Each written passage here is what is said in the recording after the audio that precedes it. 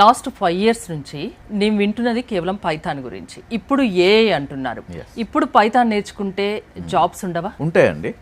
Python ప్రోగ్రామర్గా jobs ఉంటాయి, లేదు Python full stock నేర్చుకున్న వాళ్ళకి కూడా జాబ్స్ వస్తున్నాయి. కాకుంటే ఏంటంటే ఇప్పుడు లాస్ట్ 5 years కదా, ఈవెన్ 1 year బ్యాక్ వరకు కూడా ఈ సాఫ్ట్వేర్ డెవలప్మెంట్ జాబ్స్ ఏవైతే ఉన్నాయో, so everybody use to think like they are the safest jobs. అంటే సాఫ్ట్వేర్కి డిమాండ్ ఉంటుంది, so compulsory year on year package పెరుగుతుందని అనుకునేవాళ్ళు. సో ఈ ChatGPT అండ్ క్లౌడ్ వచ్చినప్పటి నుండి ఏమైందంటే 80 to 90% ఆఫ్ ద ప్రోగ్రామింగ్ అదే చేసేస్తుంది. So there are high chances that ఈ ఎస్పెషల్లీ సాఫ్ట్వేర్ డెవలప్మెంట్లో జాబ్స్ అనేది తగ్గిపోయే ఛాన్సెస్ ఉంటాయి. ఎవరెవరైతే సూపర్ టాలెంటెడ్ సూపర్ టెక్కీ లాగా ఉంటారో వాళ్ళకి ఇంకా ఎక్కువ ఆపర్చునిటీస్ వస్తాయి అండ్ ఎక్కువ జాబ్స్ వస్తాయి అండ్ మంచి ప్యాకేజెస్ వస్తాయి.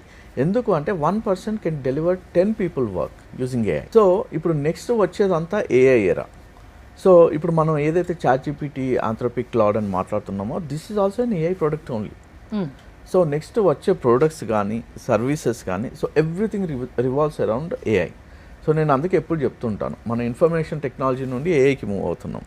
సో మనకి ఇన్ఫర్మేషన్ టెక్నాలజీ లేనప్పుడు ప్రతిదీ ఒక ఫైల్లోనో ఒక పేపర్ మిన్నో అలా ఉండేది, అక్కడ నుండి కంప్యూటర్కి వచ్చింది.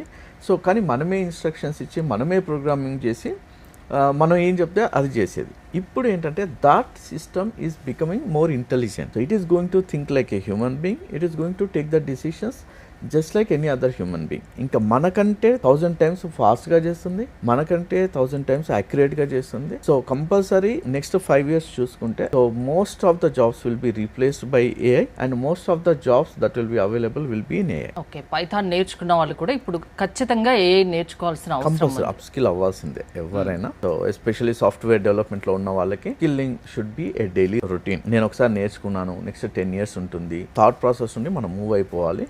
So every day at least you have to spend an hour to learn what is new in the market. ఇప్పుడు వచ్చిన దానికంటే 10 times శాలరీస్ కూడా వస్తాయి. ఎందుకంటే now you can give much better productivity. ఇంతకుముందు నువ్వు ఏ స్పీడ్తో అయితే పనిచేస్తున్నావు దానికి 10 times స్పీడ్ డెలివర్ చేస్తావు కాబట్టి శాలరీస్ కూడా అంత బాగానే ఉంటాయి.